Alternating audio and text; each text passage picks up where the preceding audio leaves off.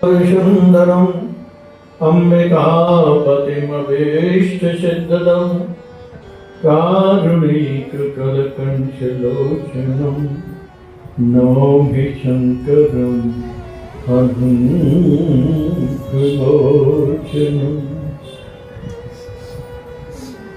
जय राधे राधे जय राधे राधे जय मासी।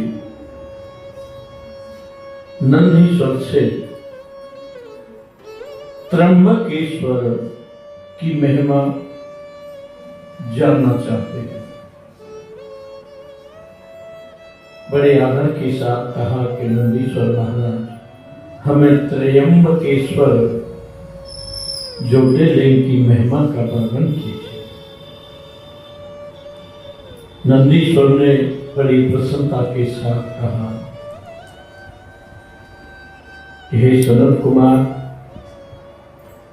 ये जो आपने पूछा है अत्यंत ही पुण्यदायक, भक्तिदायक, यश वैभवदायक।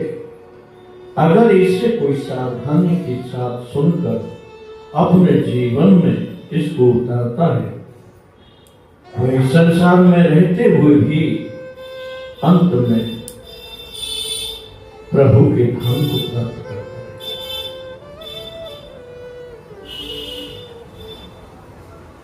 समस्त दुख नाशक, पाप नाशक, प्रभु में अनुराग बढ़ाने वाला,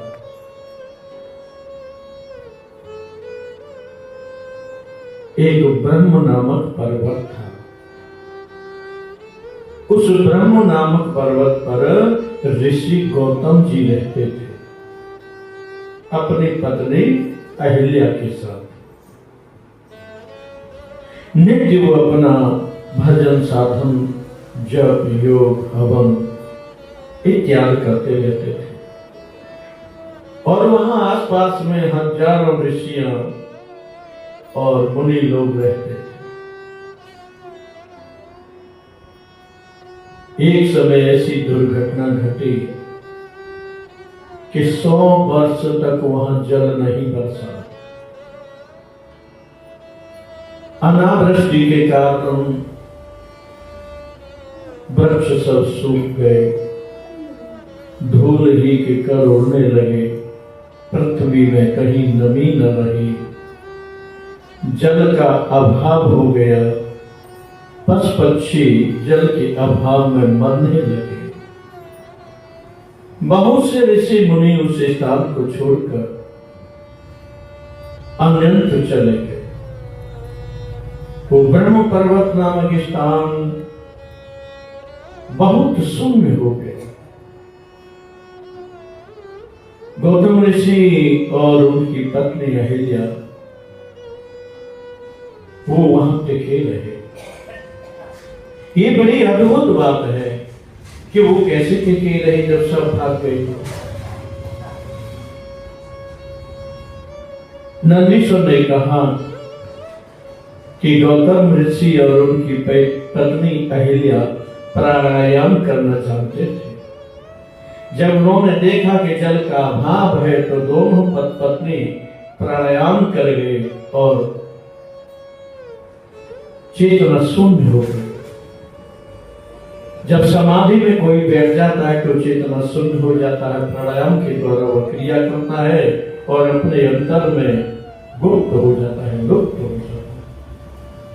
फिर न उसे भूख लगती है, न उसे प्यास लगती है, न सर्दी लगती है, न गर्मी लगती है, न फिर उसे कोई आवश्यकता ही होती है। तो ऐसी स्थिति में वो बहुत समय तक वहां रुके रहे। कुछ समय बाद गौतम ऋषि की चेतना वापस आ गई।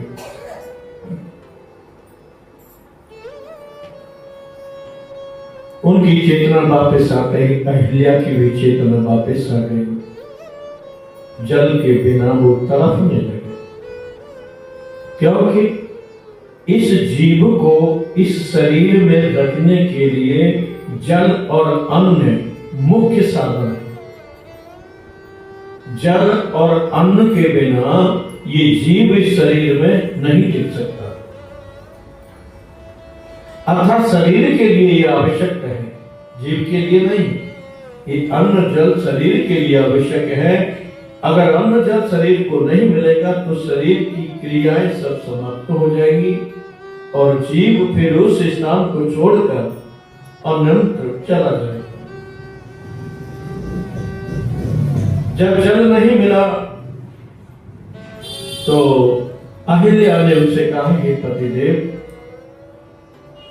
अब यहां से छोड़ना ही उचित है कि बिना जल के हम जी नहीं सकते। अब हम हवन तप यज्ञ बिना जल के बिना अन्न के कैसे करेंगे?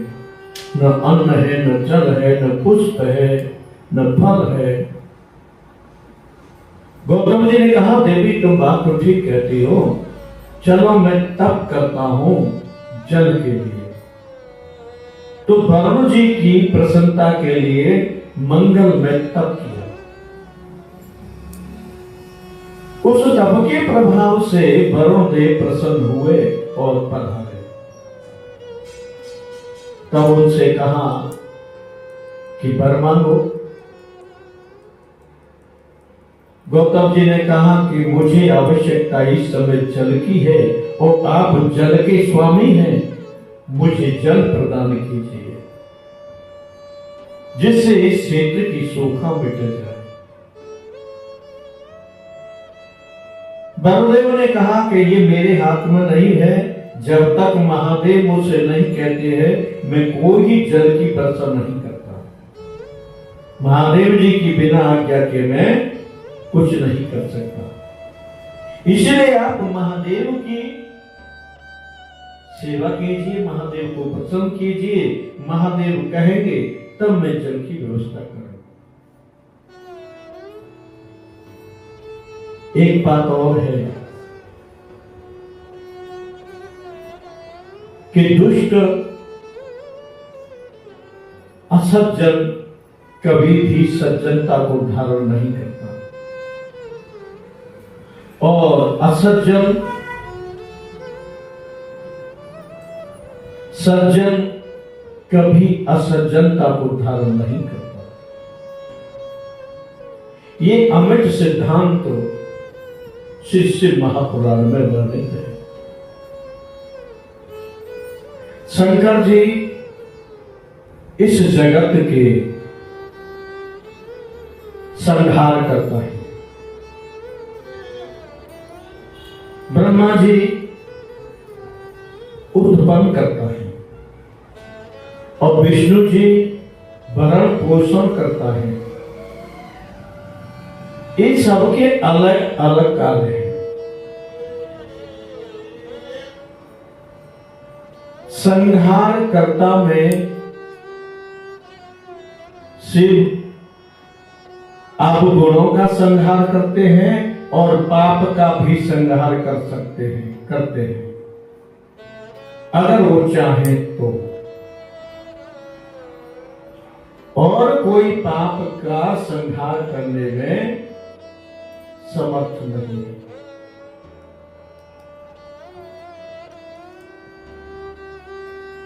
जो अवगुण है या ये शरीर है, शरीर में से जीव को निकालना ये भी शिव के आदेश से ही होता है। इनकी सेना में यमराज, काल, ये सभी ग्रह, सभी देवता इनके सहयोग करता है। लेकिन मैं न्यायाधीश की परम सुप्रीम पावर शिव के हाथ में, इस एक ब्रह्मांड की। शिव की बिना इच्छा के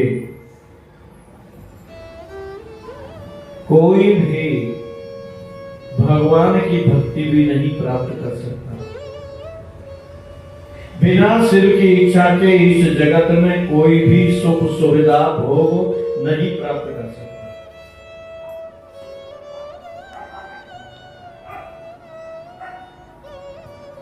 श्री राम जी ने रामचरितमानस में बहुत सुंदर शब्दों में स्पष्ट कहा है और एक गुप्त संदेश दिया है, बहुत गुप्त से गुप्त, बहुत कॉन्फिडेंस है, सीक्रेट। क्या दिया है कि और एक गुप्त मत सब कहूं कर जोर और शंकर भजन बिना नर भगत न पावही हो। श्री राम जी का है, मैं गुप्त से गुप्त एक बात कहता हूं और वो मेरा मत है कि शंकर जी के भजन के बिना मेरी भक्ति नहीं प्राप्त कर सकता। क्यों? राम जी संसार को छुड़ाकर पार कर देते हैं।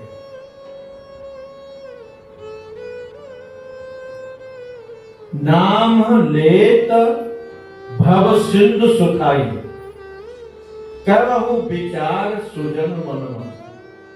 उनके नाम के आश्रित कोई होता है तो संसार सागर उसके लिए सूख जाता है, अर्थात भगवान संसार सागर से उसे पार कर देते, वो डूबता नहीं। लेकिन संसार में रहते हुए, संसार में रहते हुए अगर उसे कुछ प्राप्त करना है तो वो शंकर जी की शरण में जाएगा, तब मिलेगा।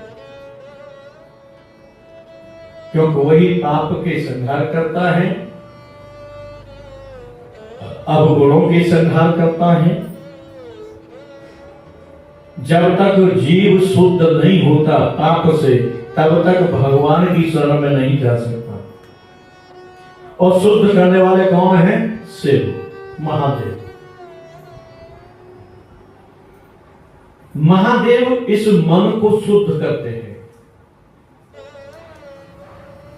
श्री राम जी ने कहा कि निर्मल मन जन सो मोहि पावा और मोहि कपट छल छिद्र न भावा। मुझे छल कपट पसंद नहीं है, लेकिन शिव जी कहते हैं कि तुम छल कपट से हो मेरे पास आ जाओ, मैं तुम्हारे छल कपट को मिटा दूंगा, संहार कर दूंगा, क्योंकि संहार के देवता। तो शिव के विषय में वरुण जी ने कहा कि जब तक आप शिव आराधना नहीं करेंगे तब तक मैं वृष्टि नहीं कर सकता। गौतम जी ने कहा कि मैं वृष्टि की नहीं कहता हूं, मुझे तो अपने लिए जल चाहिए और इस क्षेत्र की जनता को जल पीने के लिए मिले, और आप जल के देवता हैं, आप वो कर सकते हैं। तब वरुण जी ने कहा मैं आया हूं, तुमने मेरा तप किया है, इसलिए आप एक हाथ का गड्ढा खोदो, वहां जल निकलेगा। गौतम जी ने गड्ढा खोदा एक हाथ का और उसमें अच्छा जल, अथाह जल हो गया, कभी नाश न होने वाला। ऐसी वरुण जी ने कृपा कर दी ब्रह्म पर्वत के पास। अब उस जल में उससे नदी बहने लगी, पूरे क्षेत्र में जल का भराव हो गया। अब सब लोग प्रसन्न हो गए, बड़े बड़े वृक्ष फल फूल से लतपत हो गए, लताएं फूलने लगी। सब महात्मा लोग ये सुनकर कि ब्रह्म पर्वत पर वर्षा नहीं हुई लेकिन जल का अभाव नहीं है, जितने साधु संत भागे थे सब लौट लौट कर अपने अपने स्थान पर फिर आ गए। बोलो सच्चिदानंद भगवान की हर हर